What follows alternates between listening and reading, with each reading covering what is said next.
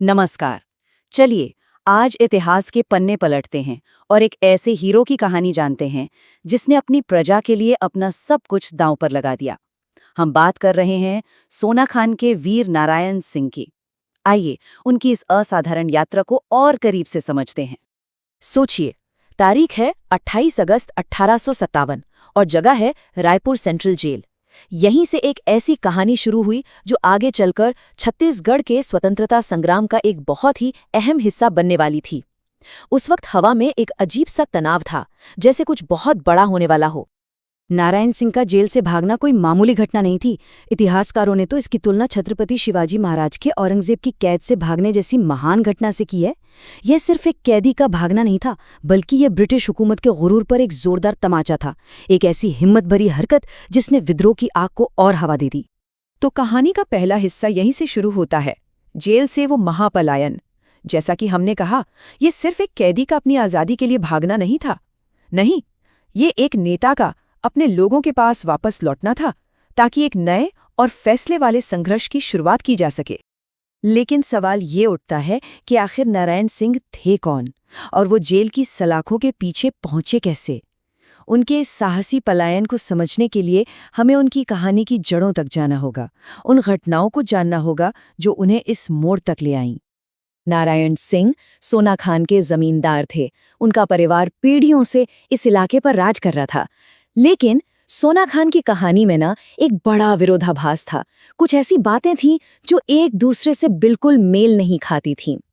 एक तरफ तो ये कहा जाता था कि नारायण सिंह के पुरखे, जैसे उनके पिता राम राय, उन्होंने 300 से ज्यादा गांवों में अपना आतंक फैला रखा था और अपराधियों को पनाह देते थे। लेकिन असलियत तो कुछ और ही थी।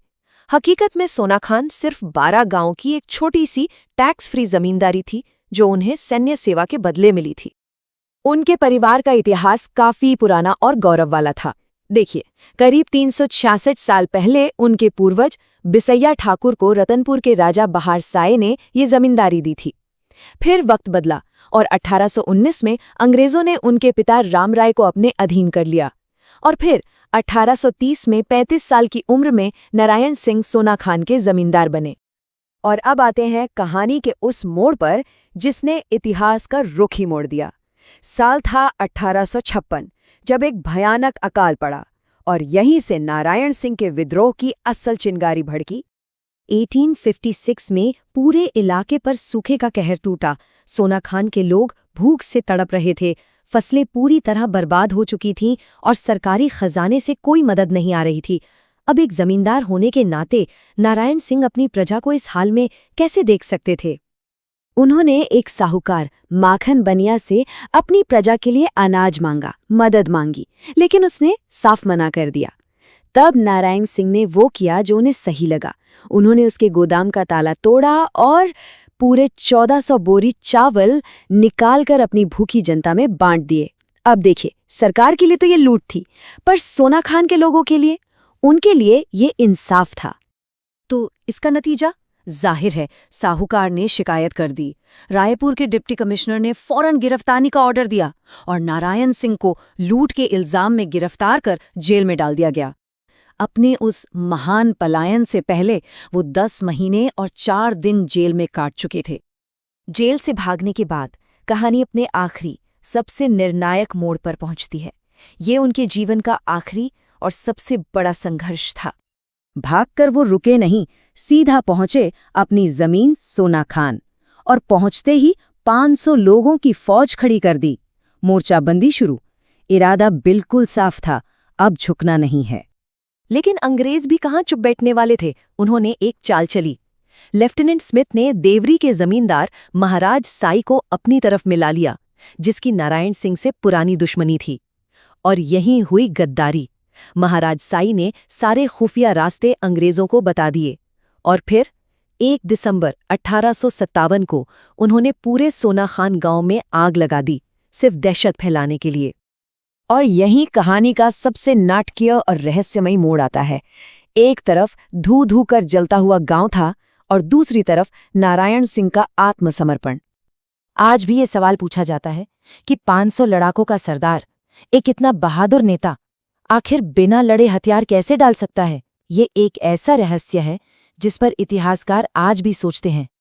सबसे तार्किक वजह यही मानी जाती है कि उन्होंने ये अपनी प्रजा के लिए किया। जब उन्होंने अपनी आंखों के सामने अपने लोगों को मरते हुए, अपने घरों को जलते हुए देखा, तो उन्होंने खुद की कुर्बानी देने का फैसला किया।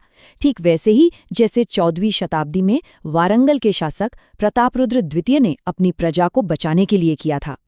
9 दिसंबर 1857 उन पर डिप्टी कमिश्नर इलियट ने सरकार के खिलाफ जंग छिड़ने का इल्जाम लगाया, यानी राजद्रोह का मुकदमा चलाया, और फैसला आने में देर नहीं लगी, सज़ा-ए-मौत। और अगले ही दिन 10 दिसंबर 1857 को नारायण सिंह को सबके सामने फांसी दे दी गई। वो 1857 के विद्रोह में इस इलाके के पहले शहीद बने। उनका बलिदान एक प्रतीक बन गया।